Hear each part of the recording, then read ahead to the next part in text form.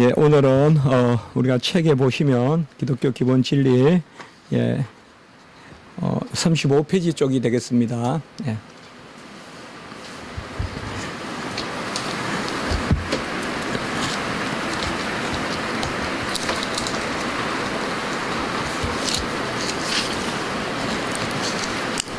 우리가 율법에 대해서 사실상 많은 오해도 있습니다.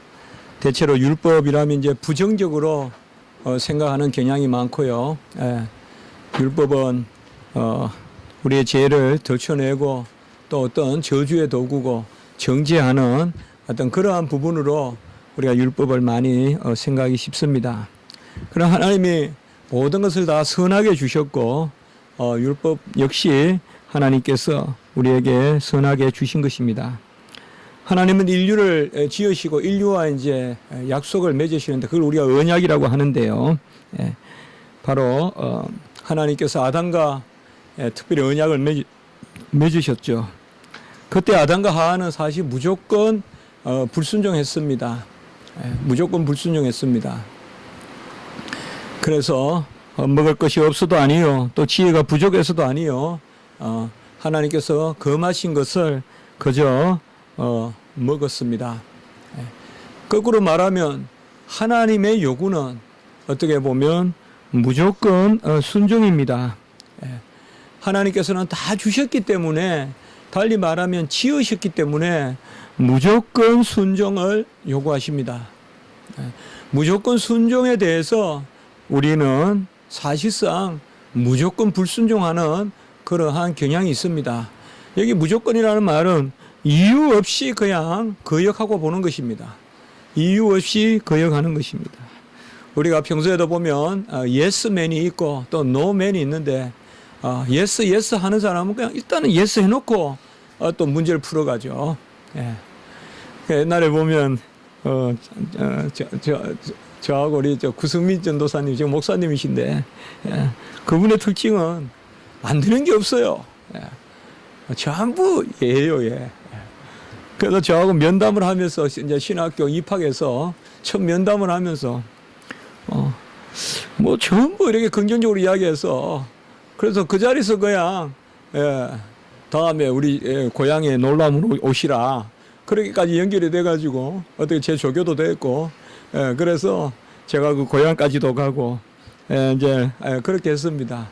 그래서 일단은 하는 이제 그런 또 간혹은 보면 우리가 또 신중한 뭐 무조건 아니요 하는 사람 잘 없지만은 그래도 좀 신중하고 또 일단 아니요 뭐 그래 할 수 있겠나 그런 부분이 좀 있죠.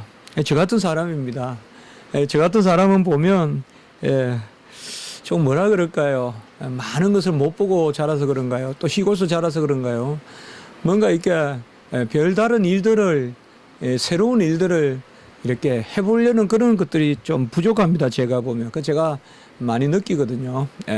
그래서 무슨 새로운 일이 있으면, 그냥, 일단 좀 거부하고 보는, 그 저는 어릴 때 전기선을 하나 봐도, 때가 묻어 있어야 그게 더 깨끗한 것 같고, 그게 맞는 것 같고, 깨끗한 전기선은 뭔가 잘 떨어질 것 같고, 뭔가 너무 고루한 거예요, 생각이. 변하지 않는 것이 옳은 것 같고 이제 그런 것이 많은데 그래서 좀 노하는 그런 성격이 좀 있습니다만은요.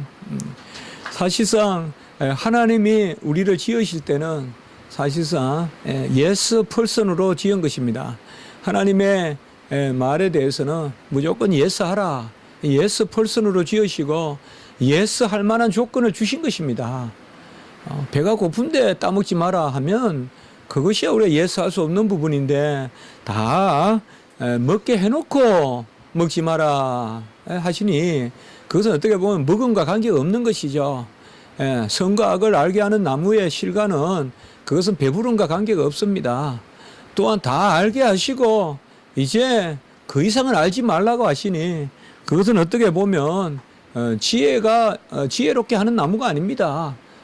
선과 악을 알게 하는 나무는 절대 그 나무가 지혜롭게 하는 것이 아닙니다.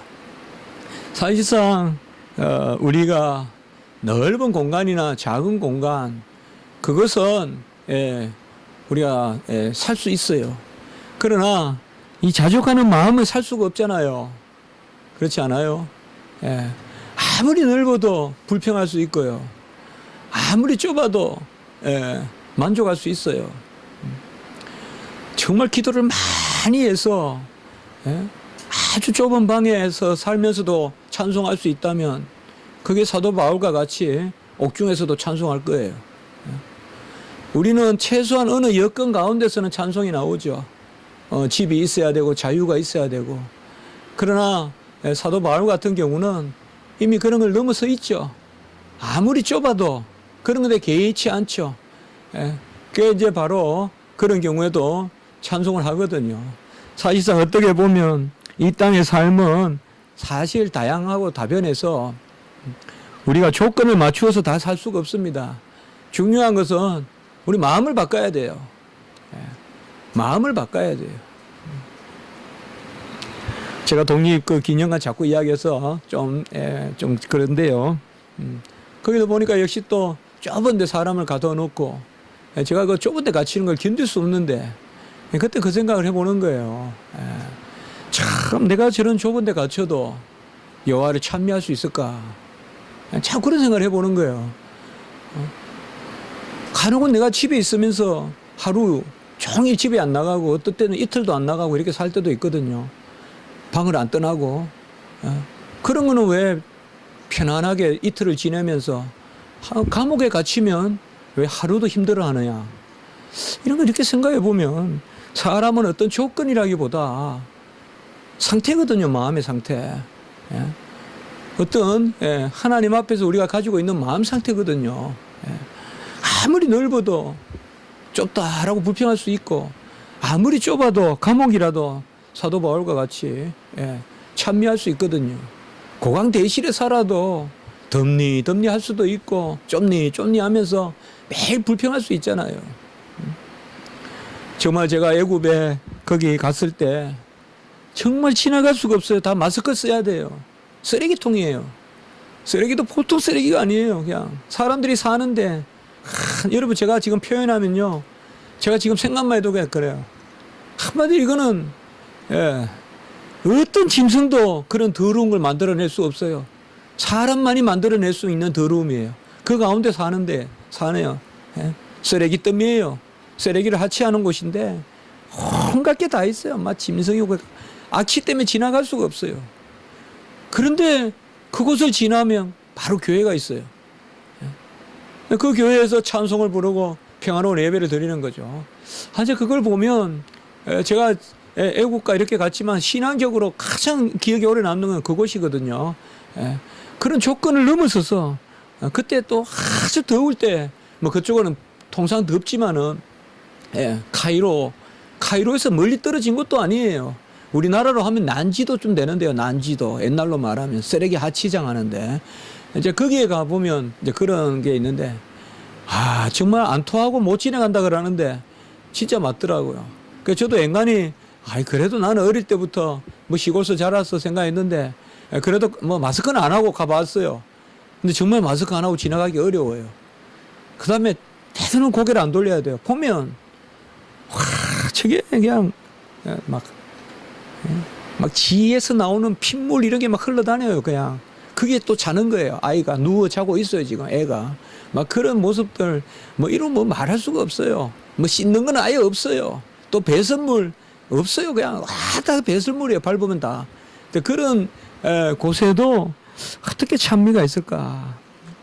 사실 하나님께서 우리에게 율법을 주신 것은 어떻게 보면 조건적 순종을 요구하시는 것이 아니에요. 이거 사실상 무조건적 순종이에요.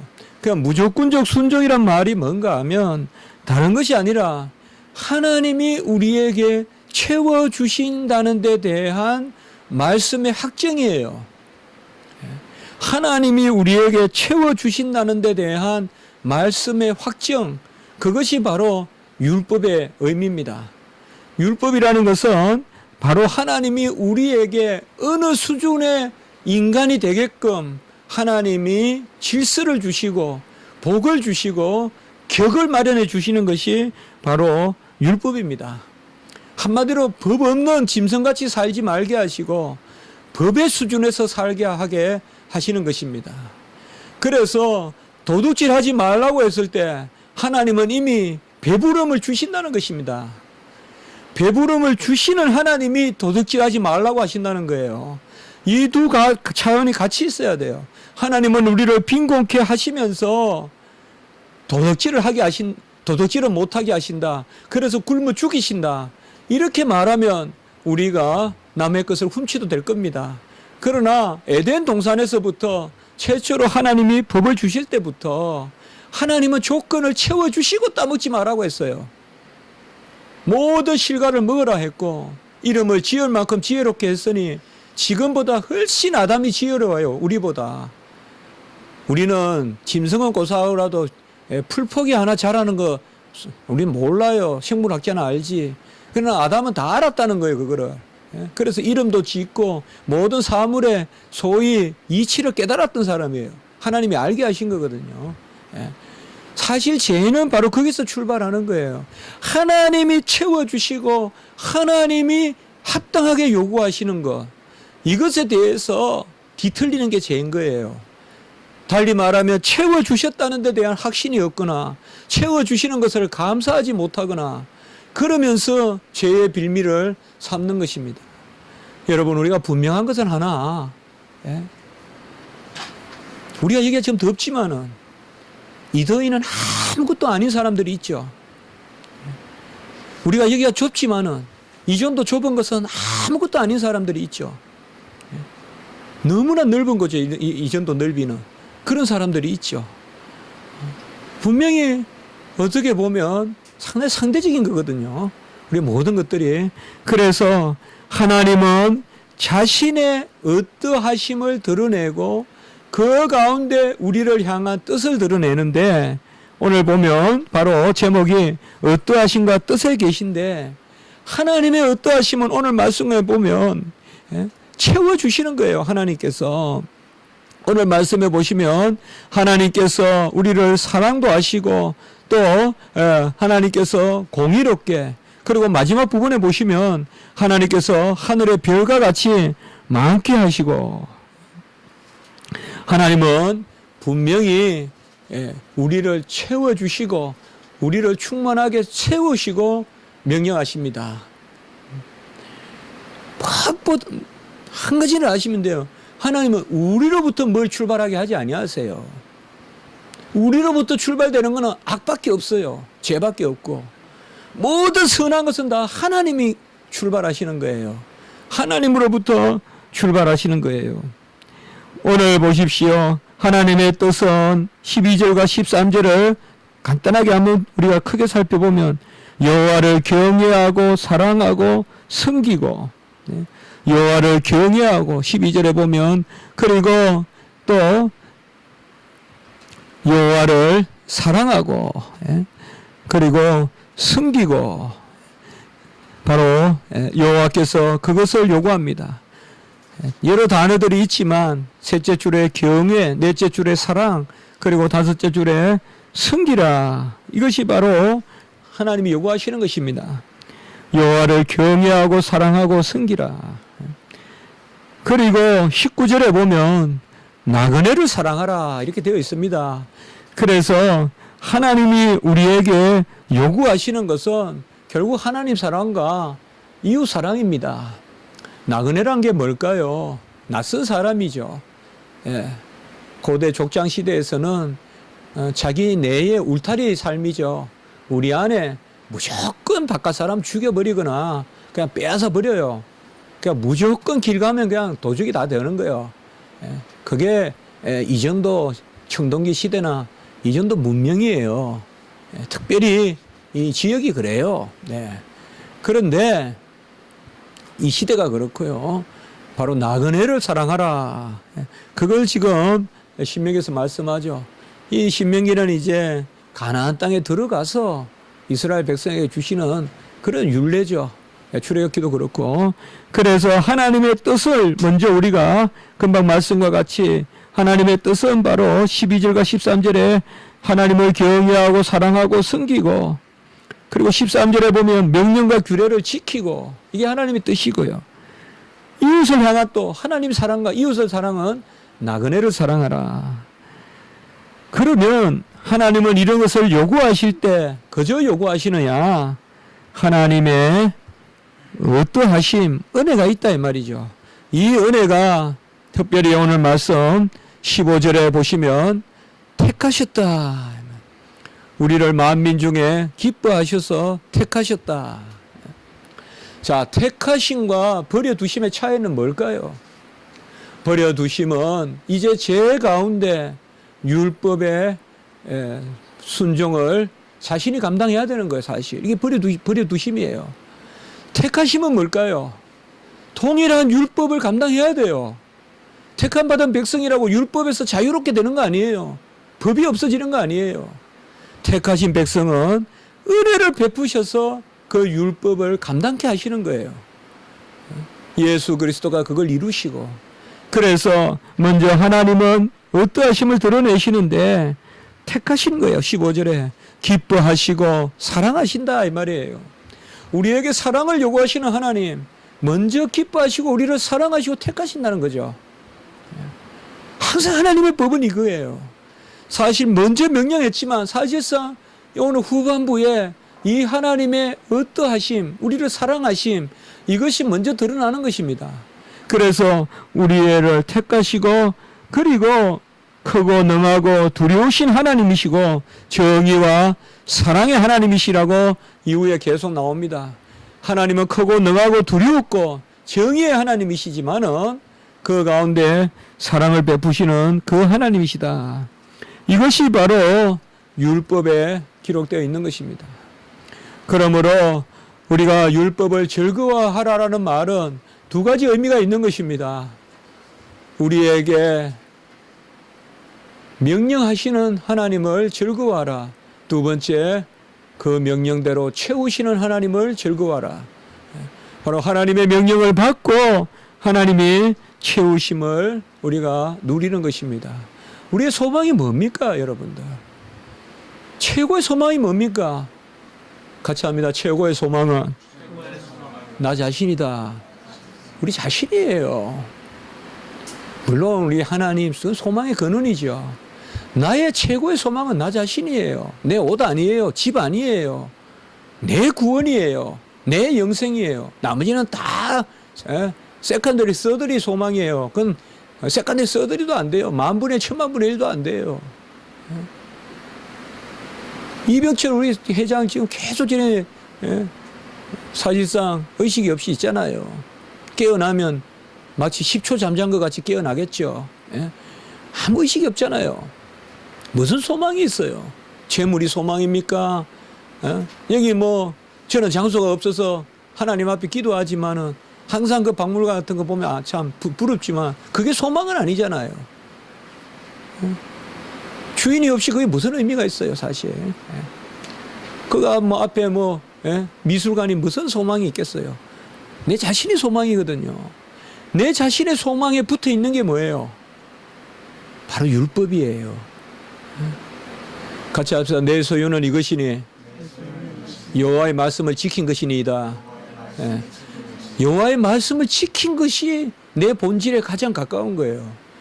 이 땅에서 어떻게 보면 모든 재물은 여호와의 말씀을 지키기 위하여 존재하는 것이 돼야 돼요. 나그네를 대접하기 위하여 재물이 존재하는 것이 돼야 되고, 학식도 마찬가지고 모든 명예도 마찬가지예요. 나머지는 전부 어리석은 거예요. 가져갈 게 아니라 이 말이에요. 다 썩어지는 거예요. 아까 그 애굽에서 제가 말씀드렸던 그 냄새나는 다 그런 것들이 알고 보면 여기에 재물이라고 행세하는 것들이 다 끝내는 그쪽으로 가는 거예요. 그 쓰레기장으로. 다 똑같아요. 모든 것이. 아무리 우리가 한 번에 뭐 100만 원짜리 음식을 먹어도 다 그 쓰레기장에 와 있는 거예요. 그게 우리 인생이거든요. 바로 하나님이 우리에게 주신 인생은 모든 덧없는 것들을 바로 우리 존재, 하나님이 우리는 존재를 보시거든. 우리 존재 신앙만이 소유의 신앙이 아니라 율법은 존재의 신앙을 위하여 주신 거예요. 소유의 신앙이 아니라 하나님의 법을 지키고 즐거워하는 것은 우리 존재에 관계되는 거예요. 이건 내가 가져가는 거예요. 하나님 앞에. 하나님 말씀을 순종하고 지키는 것은 가져가는 것인데 하나님은 이것을 우리 성도들에게는 선순환적으로 은혜를 베푸셨다 이 말이에요. 명령하시면 주시고 명령하시면 주시고 이 선순환이에요. 2달란트 5달란트예요. 악순환이 아니에요. 악순환은 뭐예요? 바로 버림받은 사람들이에요. 하나님의 해중에 들지 못하는 사람들이에요. 이 사람들은 명령이 어려우니까 피하면 명령은 점점 더 잔인해지고 계속 저어준 거예요. 고개를 숙이고 그 부끄러워하는 그런 모습으로 다니는 것입니다. 그래서 율법은 하나님의 의도하심과 하나님의 뜻에 계시다. 오늘 말씀에서 가장 대표적으로 신명기 8장 1절과 10절 오늘 말씀을 잘 읽어보시면 그 본질이 들어있어요. 제가 성경을 쭉 묵상하다가 이 부분이 가장 부합하는 말씀이다. 바로 하나님은 여러분 구제합시다. 오늘 생각을 다시 합시다. 우리가 아프리카에 지금 400원이 있으면 한 생명이 말라리아 병이 낫는다고 하는데 그 우리가 한번 구제해 봅시다. 그런 것을 좀 해야 됩니다. 다 썩어지고 없어지는 것들입니다. 여러분들 없어도 살고 있어도 삽니다. 저 돈 없어도요 제 책 많아요. 다 줘요. 하나님이 책. 주의 종이 책을 봐야 되면 책 주시더라고요. 어떻게든 줍니다. 어디서 그라지 세일하는 데 가면 필요한 책이 있고 줍니다. 하나님 앞에서 그게 바로 하나님이 율법을 주신 것입니다. 그 셋째 문단 율법은 명령적이고 직설적이다. 명령적이라는 말은 임페러티브는 하라. 직설적인 것은 바로 내가 하겠다는 뜻이에요. 명령하시면 은혜가 있는 거예요. 여기 직설적이라는 말은 그거예요. 명령적이고 직설적인 게 뭡니까? 팔복입니다. 심령이 가난한 자는 복이 있나니 천국이 지을 것이며 이게 명령과 직설이 함께 있는 겁니다. 심령이 가난해라 라는 명령이 있는 것 같지만 너는 복이 있는 자다. 바로 직설이 있는 거예요. 그래서 하나님의 율법은 명령만 있는 것이 아닙니다. 명령만 있는 것은 버림받은 사람들이에요. 택함받지 못한 사람들이에요. 저주예요. 그러나 우리는 명령과 약속이 함께 있기 때문에 하나님 안에서 은혜를 누리는 것입니다. 율법은 하나님의 의고 모든 명령을 지켜 행하라. 그리하면 살리라. 이것이 바로 율법의 원칙입니다. 모든 명령을 지켜 행하라. 그리하면 살리라. 이것은 아무도 우리가 할 수 없습니다. 특별히 죄인인 우리는 더더욱 할 수 없습니다. 그래서 하나님은 우리가 할 수 있는 것이 아니라 해야 할 것을 명령하십니다. 할 수 없는 것을 하라고 명령하실 때는 둘 중에 하나입니다. 친히 행하시겠다거나 아니면 저주입니다. 뭘까요? 할 수 없는 것을 우리에게 명령하시는 하나님의 뜻은 뭘까요? 저주일까요? 홍해를 건널 수 없는데 내몰고 계시는 하나님의 뜻은 뭘까요? 저주일까요? 아니죠. 하나님이 친히 하시겠다는 거죠. 여러분, 우리가 어떤 말씀에 부딪힐 때 성도는 말씀에 부딪혀야 돼요. 부대껴야 돼요. 이 말씀을 내가 지킬 수 없다는 그러한 고백이 있고 그러한 한탄이 있어야 돼요. 그게 마땅한 성도예요. 1년 내내 말씀에 아무 찔림도 없으면 안 돼요. 주야, 종은 이 말씀 참 지킬 수 없습니다. 지킬 수 없습니다. 그런데 내 마음에 확 올려오는 어찌 종이 참 이 모습으로 어찌 이 종이 주의 거룩을 논하고 어찌 종이 주님의 사랑과 선하심을 이야기하겠나이까. 그때 우리는 나를 몰아세우는 할 수 없는 것을 요구하시는 하나님의 음성을 들을 때 우리는 스스로 행하시는, 어떻게 보면 크게 몰아갈수록 크게 응답하시는, 홍해로 몰아가실 때는 홍해를 가르실 계획을 가지고 밀어붙이신단 말이에요. 같이 합시다. 명령하시는 분이 이루신다. 이것이 바로 율법이 우리에게 주시는 것입니다. 그래서 36페이지 마지막 줄에 우리는 율법을 은혜의 언약의 법이라고 그렇게 하시는 것입니다. Law of Covenant, of Grace, 은혜의 언약의 법. 우리 정우 형제님은 법을 많이 다루지만은 절대 은혜의 언약의 법이 아니죠. 예. 절대 아니죠. 그러니까 예, 이제 세상의 법과는 근무 질서가 다르죠. 그렇지만은 세상의 법도 이 은혜의 언약으로 또 넘어서고 세상의 법은 정죄까지만 하지만 그 너머에 우리가 사랑은 또 은혜의 언약의 법으로 그렇게 베풀어야 합니다. 율법이 우리를 찌르거든 기뻐하십시오. 향기를 낼 때구나 생각하고 기뻐하시고, 내가 뭘 할 수 없다고 하나님 앞에 힘들거든. 정말 힘들어요. 정말. 이 종이 한쪽도 안 되는 것 같아요. 제 자신이. 아무것도 없어요. 인품도 없고 경력도 없고 좌절도 없고. 근데 하나님의 명령은 이만해요. 오히려 우리가 종이 한쪽도 안 되는 이런 면적도 없는 우리가 우리의 삶이라고 본다면, 달리 말하면 같이 합니다. 여호와의 명령이 나의 복이다. 여호와께서 우리에게 명령하시는 거, 그 가운데 절망하지만은 그 가운데 기도하면서 은혜를 받는 거, 그것이 어떻게 보면 나의 복이지. 나는 항상 이 종이 한 짝과 똑같습니다. 면도 없고 메마르고, 그게 우리의 심령일 수 있습니다.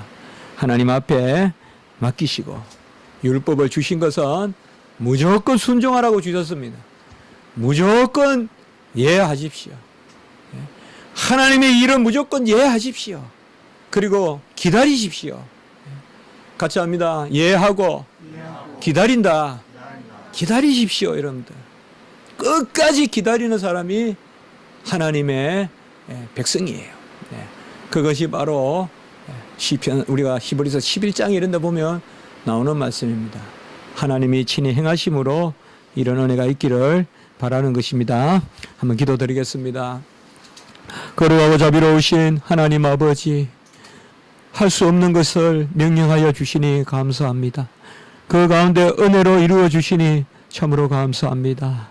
우리가 말씀을 거울 보고 지나가듯이 하지 말게 하시고, 어느 말씀이든 찔리게 하시고, 주여 우리를 말씀으로 찔러주시고, 그 찔림으로 은혜의 기회를 삼을 수 있도록 주여 도와 주시옵소서.